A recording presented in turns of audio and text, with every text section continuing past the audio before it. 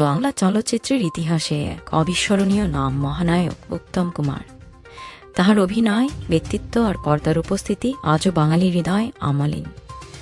উত্তম কুমারের জন্ম শতবর্ষ উপলক্ষে আয়োজিত হয়েছে এক বিশেষ প্রদর্শনী, উত্তম দ্য মহানায়ক বার্থ সেন্টেনারি এক্সিবিশন।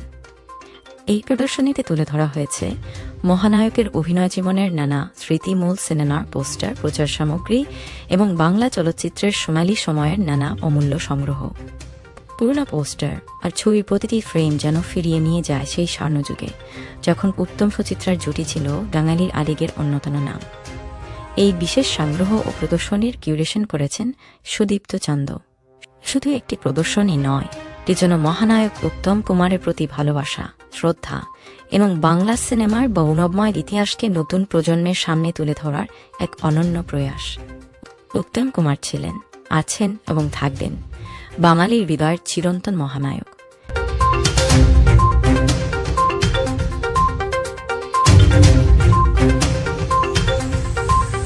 উত্তম দা মহানায়ক, এটা জন্ম শতবর্ষ এবং আমার দীর্ঘ 20 বছরের কালেকশন উত্তম বাবুর অরিজিনাল ফিল্ম পোস্টার্স এবং ফিল্ম পাবলিসিটি মেটেরিয়াল। এটা আমি আগেও বহুবার কাজ করেছি এইটা নিয়ে। এর আগে প্রথম আমরা করি 2006 সালে শচীন দেব বর্মন, রাহুল দেব বর্মনের উপর ছিল। তারপর অমিতাভ বচ্চন, সুচিত্রা সেন, সৌমিত্র চট্টোপাধ্যায়, কিশোর কুমার, বাংলার মিউজিক ডিরেক্টররা, এবারে উত্তম বাবু সেরকম ভাবে। তো এবারে আমার মাধ্যমটা বরাবরই থাকে যে ফিল্মের পোস্টার্স, বুকলেট, যেগুলো ফিল্ম প্রমোট করতে সেই সময় লাগতো, এবং অরিজিনাল গুলোকে ডিসপ্লেতে রাখতো। এবারে উত্তম বাবুকে নিয়ে শতবর্ষের উত্তম বাবুকে নিয়ে পরিকল্পনা করা হলো। শ্যামসুন্দর কোম্পানি জুয়েলার্স ঘোড়াঘাটে নিবেদন করলো, আয়োজন অনুষ্ঠানের করেছে থিজিম ইভেন্টস এবং সহযোগিতায় কুকুমণি, দেব চক্রবর্তীরা। তো আমার মনে হলো যে না, এটা হওয়া উচিত। এবং এই জেনারেশন যারা দেখেনি উত্তম বাবুর গানের অনুষ্ঠান বহু হবে, কিন্তু এই এমন একটা কাজ, এই ধরনের কাজ, এটা আর হয়তো খুব বিশেষ দেখা যাবে না। কারণ মানে এটা ইচ্ছা প্রকাশ করলে যে আমি কালকে কালেক্ট করতে পারবো এমনটা কিন্তু নয়। মানে অনেক সময় টাকা থাকলেই যে এটা পাওয়া যাবে, এটার অ্যাভেলেবিলিটি ইত্যাদি, এগুলো অনেক কিছু ম্যাটার করে। আমার সবসময় মনে হয় যে এই জেনারেশন দেখতে পাবে যে সেই সময় ফিল্ম পোস্টার্স কেমন হতো, এই ম্যানুয়াল ডিজাইনস গুলো এখন ডিজিটালে চলেছে, ডিজিটালি ডিজাইন হয়। দুটো গ্রুপ সম্পূর্ণ আলাদা, দুটো মাধ্যম একদম আলাদা। ওটার ম্যাজিকটা অনেক বেশি। ওই যে কালার হাতে তৈরির যে ম্যাজিকটা, সেটা একদম মানে হাতে আঁকা, এবং সেই শিল্পীরা তো কোনো স্বীকৃতিও পায়নি। যারা যারা এঁকেছেন অর্ধেক লোককে আমরা জানিই না কারা কারা এগুলো এঁকেছেন।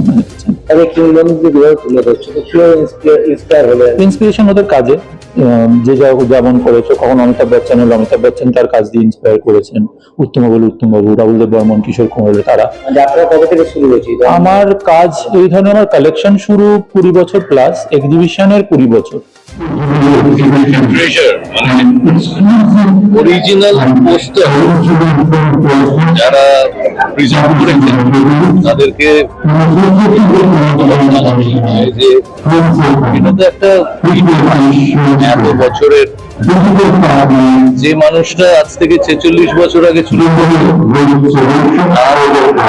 এত সবকটা হয়তো পাওয়া যাবে না, তবু যতগুলো রাখাটা, সেটা নিয়ে একটা প্রদর্শনী একটা ব্যাপার, অত্যন্ত আনন্দের। ছোটবেলার থেকে এনার ছবি দেখে বড় হয়েছি। শুধু এনার ছবি দেখে বড় হওয়া নয়, তার সঙ্গে একটা সম্পর্ক, তার পাড়ায় শো করা, তারপরে পয়লা বৈশাখে একসঙ্গে শো করেছি, তার গান শুনেছি, তার সান্নিধ্য পেয়েছি।